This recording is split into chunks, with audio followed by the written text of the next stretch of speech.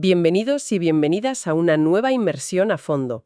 Hoy tenemos entre manos un conjunto de apuntes, artículos y textos que son, la verdad, verdaderamente revolucionarios. Muy buenas. Sí, estoy seguro de que el material que vamos a tratar hoy va a dar muchísimo que pensar a nuestra audiencia. Totalmente. Bueno, el objetivo de nuestra sesión de hoy es explorar una teoría que promete cambiar absolutamente todo lo que creemos saber sobre la realidad que nos rodea. Vamos a hablar de la teoría TBS 23. Una teoría fascinante, desde luego. Pero a ver, antes de entrar en materia, creo que hay que plantear un secreto bastante incómodo que tiene la física moderna. Ujú. El elefante en la habitación. Eso es. Resulta que el modelo estándar, que digamos es nuestra teoría más exitosa y precisa hasta la fecha, la que explica casi todo lo que vemos, tiene un gran problema. Un problema fundacional, diría yo. Claro. Para que sus ecuaciones matemáticas funcionen, necesita 19, vamos a llamarlos números mágicos. Los físicos los llaman parámetros libres. Exacto, parámetros libres. Y hablamos de cosas fundamentales, como la masa del protón o la fuerza con la que interactúa la luz. Cosas sin las cuales el universo no existiría tal y como lo conocemos. Y lo fuerte es que los científicos van al laboratorio, miden estos números, los introducen en las ecuaciones a mano y ¡hala! ¡Listo! La maquinaria cuadra. Sí, cuadra matemáticamente. Pero claro, si alguien pregunta de dónde salen esos 19 números, pues la respuesta es un silencio absoluto. Simplemente se miden, se aceptan como un acto de fe y se sigue adelante. Yo misma cuando leí esto me quedé un poco perpleja. Es normal. Es como si tuvieras la receta para hornear el universo entero, supieras que necesitas echar ciertas cantidades exactas de ingredientes para que el pastel no explote en el horno, pero no tuvieras ni la más remota idea de por qué esas cantidades precisas son las correctas y no otras distintas. Tiene tela la cosa. Y aquí es donde la misión de nuestra inmersión a fondo de hoy cobra todo su sentido. Las fuentes que estamos analizando presentan esta teoría, la TBS 23, que afirma algo monumental. Sostiene que no se necesita ni un solo parámetro libre. Cero ajustes manuales. Cero. Promete revelar cómo toda la física, absolutamente toda, podría derivarse de forma pura y estrictamente matemática, sin necesidad de recurrir a la filosofía, partiendo de un simple polinomio cúbico. Bueno, para cualquier mente curiosa que nos escuche, esto debería ser fundamental. Es la diferencia entre aceptar el universo simplemente pues porque sí, porque es lo que hay, o entender por fin la maquinaria exacta, los engranajes invisibles que lo hacen funcionar desde su nivel más básico. ¿Es pasar de ser meros observadores a comprender el código fuente de la realidad? Vale, vamos a desgranar esto, porque revisando el material hay una parte que me voló la cabeza. Apunta a un origen de todo que parece casi demasiado simple, casi ridículo para ser verdad. A veces la verdad es así de elegante. Ya te digo, a ver, todo este modelo, toda la complejidad del cosmos, se genera a partir de la ecuación matemática de tercer grado más sencilla posible que se puede escribir con números enteros. Eso es. Es decir, x al cubo menos x menos 1 igual a 0. Así es. Una ecuación que a primera vista parece un simple ejercicio de matemáticas de instituto que mandarías como deberes. Si la resuelves, tiene tres soluciones, una real y dos complejas. Hasta ahí, todo normal. Pero lo fascinante aquí es que lo verdaderamente importante para la física del universo no son esas soluciones en sí, sino una propiedad oculta de esta ecuación que en matemáticas llamamos el discriminante. Vale, a ver si lo entiendo. Porque para quienes hace tiempo que no pisan una clase de álgebra, ¿qué es exactamente un discriminante? ¿Y por qué nos importa tanto en esta teoría? De forma intuitiva, el discriminante de un polinomio es simplemente un número que nos sirve como termómetro para medir si las soluciones de esa ecuación son distintas entre sí o si se superponen. Es una forma de evaluar la tensión interna de la ecuación. La tensión interna. Vale. Si calculamos el discriminante para esta ecuación cúbica tan sencilla, usando las reglas básicas del álgebra para sus coeficientes, el resultado es directo y exacto. Nos da menos 23. Y fíjate, es ahí donde el texto da un salto conceptual enorme. Porque si uno se pone a buscar de forma exhaustiva todos los polinomios cúbicos posibles que tengan coeficientes enteros y un discriminante negativo, se da cuenta de algo increíble. ¿El desierto? Exacto. No existe absolutamente ningún discriminante entre el -1 y el -22. Es un desierto matemático absoluto. Nada. El salto va directamente de la inestabilidad total al -23. Y las implicaciones físicas de ese enorme salto matemático, de ese desierto que mencionas, son formidables. En términos de estabilidad de un sistema, significa que el estado donde el discriminante es cero o cercano a cero es completamente inestable. Como intentar mantener un lápiz apoyado sobre su punta. Exactamente. Cualquier mínima perturbación, por minúscula que sea, lo rompe instantáneamente. Por lo tanto, el primer estado estable, el primer suelo firme al que el sistema universo puede caer y sostenerse, es el discriminante -23. Madre mía. Esto nos dice algo muy profundo. El número 23 en el diseño del universo no es una elección arbitraria ni un capricho cósmico. Fue, literal y matemáticamente, la única opción de estabilidad disponible. Si el universo quería existir sin desmoronarse, tenía que anclarse en el -23. Esto nos lleva a visualizar el universo de una forma completamente nueva. Y aquí es donde necesito que ayudemos a la audiencia a imaginar esto. Normalmente pensamos en el vacío del espacio como la nada, ¿verdad? Sí, el concepto clásico del vacío. Una caja negra y vacía donde ocurren cosas, donde flotan los planetas y las estrellas, pero me ha llamado muchísimo la atención un apunte aquí que dice que la teoría nos pide imaginar el vacío como una inmensa red cristalina. Es un cambio de paradigma brutal. A ver si el vacío es un cristal rígido, como si fuera sal o diamante a nivel microscópico. ¿Cómo es que nos estamos moviendo a través de él ahora mismo sin romperlo o chocar contra él? Esa es la gran paradoja aparente. Para entenderlo, debemos dejar de pensar en un cristal material y pensar en un cristal geométrico, una red de información pura. Información pura. Vale. Una red cristalina tridimensional cuya celda unitaria fundamental, su ladrillo básico, no es un cubo perfecto, sino un dodecaedro. Hablamos de uno de los sólidos platónicos clásicos, una estructura con 12 caras en forma de pentágono, 20 vértices y 30 aristas. Y aquí es donde la matemática del polinomio que mencionamos antes se encuentra de frente con la geometría del espacio, ¿no? Exacto. Cada nodo, cada intersección de esta inmensa red del vacío se conecta con sus vecinos a través de, exactamente, 23 canales o vías de comunicación. Vale, 23 canales que provienen de ese salto de estabilidad matemática del -23. Pero, ¿qué hacen exactamente esos canales? Porque los apuntes mencionan que están divididos en dos grupos, pero me cuesta visualizar su función real en el universo que experimentamos. Cumplen funciones vitales y separadas. De esos 23 canales, 19 son canales transversales, Transversales. es decir, vibran de forma perpendicular a la dirección en la que se propaga la señal, como cuando sacudes una cuerda de saltar hacia arriba y hacia abajo y la onda viaja hacia adelante. Sí, lo visualizo perfectamente. Estos 19 canales transversales son los responsables de transmitir todo el electromagnetismo. La luz, el magnetismo, las señales de radio, todo viaja por ahí. Los 4 canales restantes son longitudinales, vibran en la misma dirección de la propagación, como un muelle que se comprime y se estira. Y estos 4 canales están reservados exclusivamente para la gravedad. 19 para la luz y 4 para la gravedad. Me parece fascinante cómo cuadra con los 19 parámetros libres que mencionábamos al principio. Todo empieza a encajar.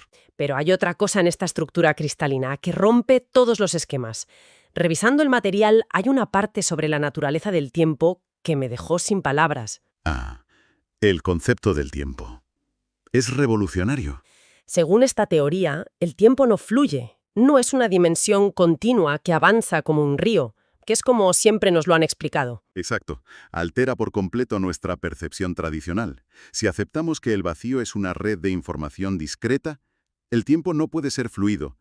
El tiempo es sencillamente la latencia. La latencia. Es el espacio o el retraso computacional entre las actualizaciones de estado de esta red cristalina del vacío. O sea, me estás diciendo que el universo tiene lag. Literalmente. Es como si viviéramos conectados a una red cósmica de Wi-Fi y el tiempo fuera simplemente el retraso en cargar la siguiente imagen de la realidad. Es una analogía sorprendentemente precisa. Imagina la tasa de refresco del monitor de un ordenador o de un videojuego, pero a una escala cósmica incomprensible. ¿A qué velocidad va eso? Esta red del dodecaedro del vacío se actualiza unos 2.8 por 10 a la 18 veces por segundo. Esa frecuencia gigantesca de actualización, ese parpadeo constante de la realidad material a nivel microscópico, es lo que nosotros, con nuestros sentidos macroscópicos, experimentamos y medimos como el flujo continuo del tiempo. Es como si viviéramos dentro de una simulación geométrica a nivel cuántico. Y hablando de medir y de cómo se comporta la luz en esta red, hay un número que literalmente ha obsesionado a la física desde hace un siglo. El famoso número. De hecho, el físico Richard Feynman decía que todo físico debería poner un cartel en su despacho con este número, para recordar lo poco que sabemos, e incluso bromeaba con que quería que lo pusieran en su lápida. Hablamos del número 137. La inversa de la constante de estructura fina. Exacto, es vital, porque determina exactamente con qué fuerza interactúa la luz con la materia. La física tradicional simplemente va al laboratorio, lo mide y lo usa. Como hablábamos al principio. Claro. Pero esta teoría afirma que puede calcularlo desde cero. ¿Cómo diablos saca el 137 de una red de dodecaedros? Lo resuelve mediante un cálculo geométrico de una elegancia asombrosa. Piensa en nuestro espacio tridimensional. ¿Vale? Tienes 6 grados de libertad direccionales básicos. Puedes moverte hacia adelante, atrás, arriba, abajo, izquierda y derecha. Cada una de estas 6 direcciones fundamentales tiene que acoplarse y comunicarse con los 23 canales de la red del vacío que hemos descrito. 6 direcciones y 23 canales. Si multiplicas esas 6 direcciones por los 23 canales, la matemática básica nos da 138. Vale, 6 por 23 da 138. Pero buscamos el 137. Ahí nos sobra 1. ¿De dónde restamos ese 1 sin hacer trampa? No hay trampa. Proviene de un principio físico inquebrantable. El fotón, que es la partícula de la luz y la que transmite el electromagnetismo, no tiene masa. Cierto. El hecho de no tener masa impone una restricción geométrica estricta en las ecuaciones, algo que los físicos conocen como invariancia gauge. Por definición, esa invariancia nos obliga a eliminar un grado de libertad del sistema. Ah, claro. Así que tomamos esos 138 acoplamientos direccionales, le restamos ese grado de libertad que anula la invariancia gauge del fotón y llegamos, matemáticamente y de forma natural, al 137. ¡Qué barbaridad! Todo encaja. Pero claro, si nos ponemos estrictos, la medición que hacen los científicos en los grandes aceleradores de partículas no da un 137 exacto pelado. No, claro que no. Tiene una cola de decimales larguísima y súper precisa. ¿Cómo explica la teoría esas correcciones fraccionarias sin añadir parámetros artificiales? Todo se basa de nuevo en la geometría inmutable de la red, específicamente en las simetrías intrínsecas del dodecaedro, lo que en matemáticas se conoce como el grupo de simetría A5. A ver, tradúceme eso. Sin entrar a leer fórmulas pesadas, imagina que puedes rotar ese dodecaedro de varias formas sin que su apariencia cambie. Puedes girarlo por sus aristas, por sus caras o por sus picos. Cada uno de esos movimientos de rotación, debido a cómo se propaga la señal, añade un minúsculo término de corrección matemática. O sea, correcciones geométricas puras. Eso es. Cuando sumas el 137 base con esas pequeñas fracciones derivadas únicamente de la simetría de la figura geométrica, el resultado teórico da 137.0359999091. Y el valor real, medido con la mayor precisión experimental de la que es capaz la humanidad hoy en día, es 137.03599084. Una barbaridad. Estamos hablando de una diferencia ridícula, de solo 5 partes en 10.000 millones. Y lo fascinante, lo que realmente me asombra, es que no se ha forzado ningún número para que cuadre con el experimento. Ese es el punto crucial que separa esto de la simple coincidencia. En la numerología, uno juega con las cifras, sumando y multiplicando al azar hasta que el resultado encaja con lo que buscas. Pero aquí no. En esta teoría no hay nada que ajustar empíricamente. El 6 es pura geometría espacial, el 23 es algebraico derivado de aquel polinomio simple, el 1 viene de la masa nula de la luz y los decimales provienen de las simetrías de un poliedro. Es determinismo puro. Vale. Todo esto suena muy elegante, pero hay un problema clásico de la física que siempre me ha chirriado y que las fuentes dicen que esto también resuelve. Cuéntame. Es sobre la identidad del electrón. En la física clásica de toda la vida, si un electrón está orbitando un núcleo atómico, al estar en movimiento debería perder energía constantemente y en cuestión de un nanosegundo debería caer en espiral y estrellarse contra el núcleo. El gran problema del modelo planetario del átomo. Claro, la mecánica cuántica nos dice, bueno, por el principio de incertidumbre no puede caer, acéptalo. Pero nunca nos da un mecanismo físico real y palpable de por qué se sostiene ahí. Según los textos de esta teoría, ¿cómo evita el colapso el electrón? Esta teoría ofrece una respuesta mecánica y extremadamente concreta. Lo hace calculando dos energías fundamentales. Por un lado, calcula la energía inherente de esa red cristalina del vacío a la escala de un átomo de hidrógeno. Por otro lado, toma la energía de ionización de ese mismo hidrógeno, que es básicamente la fuerza que intenta arrancar o mover ese electrón. Vale, tenemos las dos energías. Cuando la teoría divide matemáticamente la energía del vacío entre esa energía de atracción, el resultado es, de nuevo, exactamente 137. Y repito, no es una aproximación estadística, es una identidad algebraica donde todos los factores se cancelan entre sí limpiamente. O sea, matemáticamente da 137, ¿vale? Pero físicamente, en modo explícamelo como si tuviera 5 años, ¿qué está frenando al electrón para que no se estrelle? Imagina que intentas empujar con todas tus fuerzas una pequeña pelota de ping-pong hacia el fondo de una piscina que no está llena de agua, sino de una gelatina increíblemente densa y elástica. Vale, lo veo. La fuerza magnética del núcleo es como tu mano intentando empujar el electrón hacia el centro, pero la gelatina estructural del vacío cósmico es exactamente 137 veces más rígida que esa fuerza de atracción. Madre mía. Simplemente el electrón rebota. No puede atravesar esa barrera geométrica. Qué buena analogía. Y aquí es donde la cosa se pone realmente interesante, porque, a ver, si el vacío es como una red de gelatina cristalina superrígida, ¿qué narices son entonces las partículas materiales? Esa es la pregunta del millón. ¿Qué somos nosotros? Porque los textos nos dicen que las partículas, como el electrón o el protón, no son puntitos de materia dura como nos enseñaron en el colegio, dibujándolos en la pizarra. No, para nada. Son nudos. Literalmente.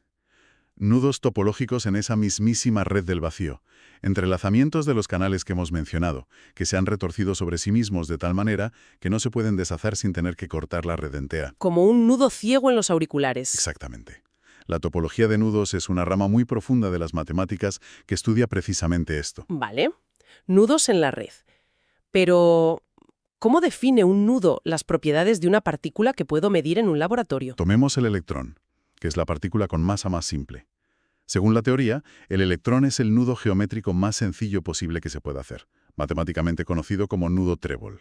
Nudo trébol. Todo nudo tiene un valor matemático que describe cómo de enrollado está sobre sí mismo, un invariante topológico que en inglés se llama Rife y que podríamos traducir como su nivel de retorcimiento. Vale. Imagina que agarras el cable en espiral de un teléfono antiguo y empiezas a retorcerlo hasta que se enrolla sobre sí mismo formando bucles secundarios. Ese nivel de tensión y giro es el Rife, y resulta que el retorcimiento exacto de este nudo trébol del electrón es menos 19. Ojo, ahí vuelve el 19, el número exacto de canales electromagnéticos transversales que tenía nuestra red del vacío. Exactamente. Las piezas encajan de forma asombrosa. Y la carga eléctrica de la partícula, ese valor negativo que estudiamos en química, se define simplemente dividiendo ese nivel de retorcimiento del nudo entre los canales electromagnéticos disponibles. Menos 19 entre 19. Si divides el retorcimiento de menos 19 entre los 19 canales, obtienes menos 1. Esa es la carga eléctrica pura y exacta del electrón. ¡Qué fuerte! Y lo hermoso es que su contraparte de antimateria, el positrón, se explica sin añadir física nueva, no es más que el mismo nudo geométrico pero girado al revés, con la quiralidad opuesta, como si lo vieras en un espejo. Eso le da un retorcimiento de más 19 y, por tanto, una carga positiva de más 1. Es flipante. Es pura simetría geométrica. Todo encaja, sin forzarlo. Pero claro, el electrón es pequeñito. ¿Qué pasa con el protón? El protón es una bestia, es muchísimo más masivo y complejo. Sin embargo, los textos comparten una conexión que me pareció que rebosaba belleza entre el protón y el electrón. aunque las matemáticas parecían súper densas. A ver si puedes desenredar esto para la audiencia. Claro. En topología matemática, al protón se le denomina un nudo satélite. Para visualizarlo sin usar fórmulas, no piensas en una partícula totalmente distinta. Piensa en el protón como si fuera el mismo nudo trébol del electrón, pero que ha sido agarrado y enrollado matemáticamente sobre sí mismo 19 veces siguiendo la estructura de la red. Otra vez el 19. En matemáticas, hay una herramienta llamada el polinomio de Alexander, que es como el código de barras que identifica a cada nudo. Vale, el código de barras del nudo. Exacto. Pues si coges el código de barras matemático del electrón, su ecuación base, y simplemente introduces en esa ecuación la potencia de 19, el resultado automático que escupe la fórmula es exactamente el código de barras matemático del protón. O sea que no es que sean partículas que casualmente se parecen o interactúan bien. Para nada. Es que el protón es literalmente el electrón proyectado a través de los 19 canales electromagnéticos. Es puro teorema matemático. Es una consecuencia directa e ineludible de la geometría de la red. No hay partes móviles ni subpartículas misteriosas. Es el mismo defecto topológico expresado a una escala mayor de complejidad geométrica. Todo esto suena inmenso, suena a algo cósmico y microscópico a la vez, casi abstracto. Pero me encantó una parte de los apuntes donde bajan todo esto a la Tierra. Literalmente a un vaso de agua. Es que la teoría llega a todas las escalas. Vamos a aplicar esta locura a algo cotidiano. ¿Por qué el agua tiene la forma que tiene? Una buena pregunta. Sabemos desde hace mucho que el ángulo que forman los enlaces entre los átomos de hidrógeno y el oxígeno en una molécula de agua es de exactamente 104,5 grados. La química clásica de los libros de texto te dice que es por la repulsión de los electrones que quedan libres. Así nos lo enseñan. Pero nunca, jamás, han podido derivar ese número exacto usando primeros principios sin hacer aproximaciones empíricas. Si conectamos esto con el panorama general de la red del vacío, esta teoría lo resuelve en 2 pasos simples de geometría pura, como si estuvieras dibujando con tiralíneas. A ver. Primero, establece que el ángulo perfecto de un tetraedro base, si todos los pares de electrones tiraran con la misma fuerza, es de unos 109,5 grados. Eso cuadra con la geometría. Pero como bien dices, el átomo de oxígeno tiene 2 pares de electrones libres, que no se están uniendo a ningún hidrógeno.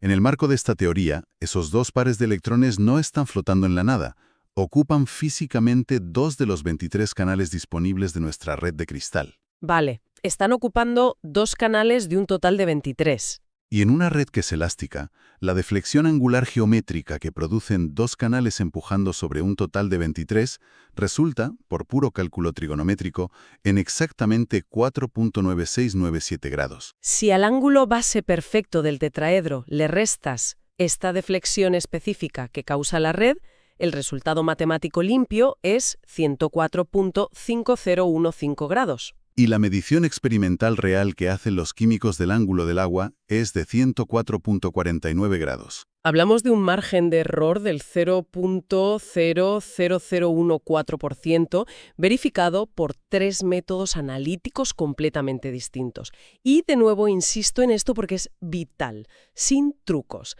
El 2 son los pares de electrones que vemos y el 23 es la red geométrica. No hay factores de corrección inventados. Es pura deducción. Y hablando de constantes de la naturaleza, el peso del protón comparado con el electrón también sale de forma similar, ¿no? Siempre nos han dicho que el protón es unas 1836 veces más masivo, pero nadie en la física moderna sabía por qué. La derivación de esa proporción de masa es asombrosa por lo fundamental que es. Surge conceptualmente de cruzar las propiedades de nuestra red. Toma los 4 canales gravitacionales y evalúa cómo interactúan y se cruzan con toda la geometría del dodecaedro, es decir, sus 20 vértices multiplicados por los 23 canales totales. Vale, ¿vamos siguiendo la multiplicación? Al final de esa interacción geométrica, la fórmula exige restar una unidad. Y ese -1 final no es un ajuste que alguien puso a mano para que el número final diera 1836. Claro que no. Ese -1 es heredado directamente del término constante de aquel primer polinomio cúbico fundacional que mencionamos al arrancar, x al cubo menos x menos 1. Madre mía. O sea que el mismo polinomio de instituto que genera el vacío del universo es el que pone la firma final para decidir ¿Cuánto pesa la partícula de materia más común que existe en nuestros cuerpos? Ese único polinomio es la semilla de todo. Pero, yendo a una escala mucho mayor, las fuentes también abordan un problema clásico de la astrofísica que a los cosmólogos les trae por el camino de la amargura. El problema de la jerarquía. El gran dolor de cabeza de la física de partículas. Básicamente porque la gravedad es tan absurdamente débil. Un simple imán de nevera pequeño puede vencer la gravedad de todo el planeta Tierra entero para sujetar un trozo de papel.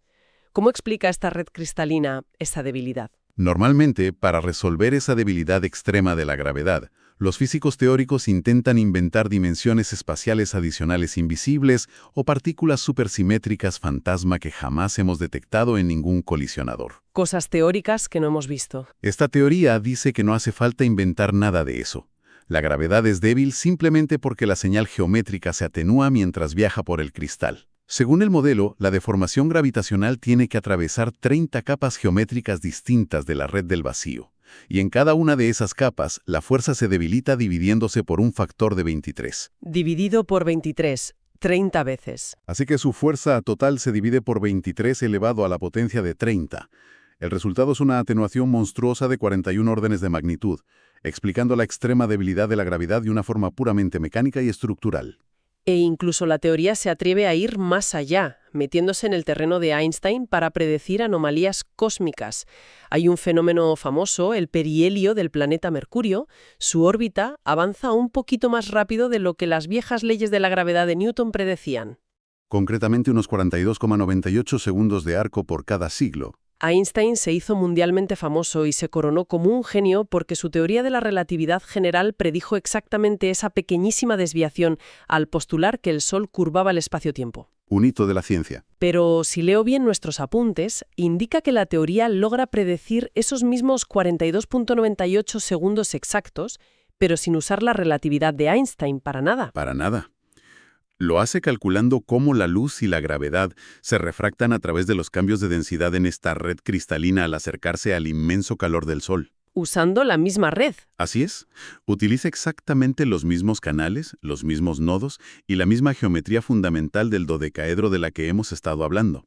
Y logra llegar al mismo resultado milimétrico sin requerir absolutamente ningún parámetro adicional para que encaje con las observaciones astronómicas de los telescopios. Entonces, ¿qué significa todo esto? Si nosotros somos materia, y resulta que la materia no son más que nudos topológicos enredados en una red de canales geométricos del vacío, ¿por qué narices no nos deshacemos? Otra excelente pregunta. ¿Por qué la materia es estable a lo largo de miles de millones de años y no se desintegra suavemente volviendo a la nada de la que vino? La respuesta a esa inmensa pregunta reside en una propiedad de la aritmética más fundamental y básica que existe. Todo se mantiene unido, tú, yo y las estrellas, porque el número 23 es un número primo. Un número primo. Al ser un número primo, el grupo de simetría matemática que rige esos 23 canales no tiene subgrupos. No se puede fraccionar o dividir en partes más pequeñas y regulares. Es decir, no hay peldaños intermedios en la escalera. Exacto. Al carecer de subgrupos, impide por completo que los nudos topológicos que forman nuestras partículas encuentren transformaciones matemáticas suaves o pasos intermedios para deshacerse sin tener que romper toda la inmensa red cósmica a la vez, lo cual requiere una energía infinita. ¡Qué barbaridad! Fíjate en esto, si aquel primer salto de estabilidad del polinomio no hubiera sido al menos 23, digamos que hubiera caído en un discriminante de menos 24. ¿Que no es primo? Como el 24 no es un número primo, se puede dividir. Los nudos habrían encontrado vías de escape geométricas a través de esas divisiones. Se habrían desatado suavemente. La materia habría colapsado instantáneamente tras el Big Bang. Existimos de forma literal, única y exclusivamente por un imperativo inquebrantable de la aritmética básica. Es sobrecogedor, te deja sin respiración pensarlo. Pero claro, cualquiera que nos esté escuchando y tenga una mentalidad científica y crítica estará pensando que todo esto suena maravillosamente bien, pero parece un cuento casi demasiado perfecto, como buscar formas y patrones en las nubes y forzarlos para que parezcan caras. Y esto plantea una pregunta importante y absolutamente necesaria en cualquier análisis riguroso. ¿Es esta teoría verdaderamente falsable? ¿Se puede poner a prueba empíricamente? ¿O es simple numerología bonita construida a posteriori para que encajen los datos que ya falemos? Eso es clave. Las fuentes son contundentes al defenderse de esto. No es numerología porque, como hemos visto, cada número, el 6, el 23, el 1, tiene un origen geométrico estricto y riguroso previo al cálculo. Pero lo más importante de todo, esta teoría hace predicciones comprobables de cosas que aún no se han medido. Sí, estaba viendo eso. Hace predicciones audaces, como afirmar que la constante de estructura fina, el famoso 137, debería sufrir variaciones pequeñitas, pero detectables, si la medimos bajo campos gravitatorios extremadamente fuertes. Exacto. O predice que si hacemos experimentos avanzados de fusión nuclear, deberíamos encontrar resonancias concretas a niveles de energía muy específicos que resulten ser potencias exactas del número 23. Y esto es vital si los científicos hacen esos experimentos en los próximos años y los resultados fallan o no coinciden, la teoría entera se cae. Así de transparente y científica es. Y esa es la marca indiscutible de una estructura científica genuina y honesta. Se somete de forma voluntaria al implacable veredicto del laboratorio y la experimentación futura, dejando de lado la red de seguridad de los ajustes arbitrarios a los que el modelo estándar tradicional nos tenía tan mal acostumbrados. Pues menudo viaje monumental y exhaustivo acabamos de realizar hoy. Si lo pensamos en perspectiva, hemos partido casi de la nada absoluta, de un solitario y aburrido polinomio de tercer grado escrito en una pizarra con un discriminante de -23. Así es. Y de esa pequeñísima semilla de matemática pura, hemos visto brotar una inmensa red de cristal cósmico tridimensional. Hemos descubierto de dónde sale por fin el misterioso 137. Hemos entendido cómo unos nudos imposibles de desatar forman toda nuestra materia sólida.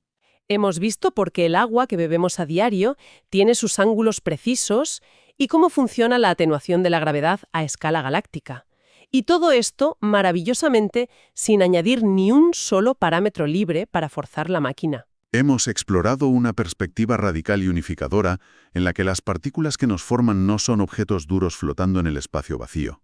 Sino que son defectos estructurales. Exacto, en la trama misma de ese vacío, atrapados en su existencia, resistiendo el paso del tiempo, simplemente por las implacables y eternas reglas de los números primos. Y esto nos deja con una reflexión final, un pensamiento profundo para que quienes nos escuchan lo mastiquen a solas de camino al trabajo o a casa.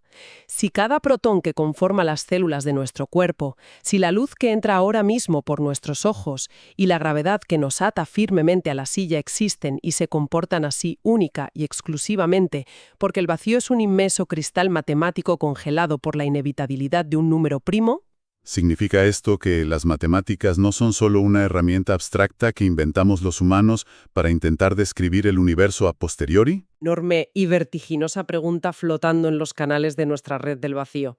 Ha sido un inmenso placer compartir esta profunda inmersión a fondo, invitando a nuestra audiencia a seguir cuestionando constantemente la realidad que les rodea con una mirada siempre abierta y hambrienta de conocimiento. Hasta la próxima exploración.